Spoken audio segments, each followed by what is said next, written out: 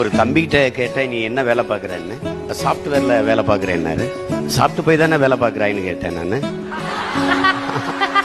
அலைபேசி புதுசா இருக்கே அப்படின்னு. ஆமாண்ணே, இது 13Gன்னாரு. செல்போன்ல எத்தனை ஜி வரலாம், 11G 13G 14G எல்லாம் வரலாம். ஆனா கஞ்சி விவசாயி நாங்க தான் ஊத்தணும். வானூர்தியில பறக்கிற வளர்ச்சி வானூர்தியில போறவனுக்கும் பூமியில இருந்தா சோறு போகணுங்கிறத கவனிக்கணும்.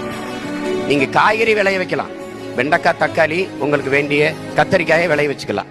ஆனால் நெல்லு வாழை கரும்பு மற்ற பொருளெல்லாம் எங்கேயும் விளைவிப்பீங்க? மொட்டை மாடியிலே விளைவிச்சிருவீங்களா?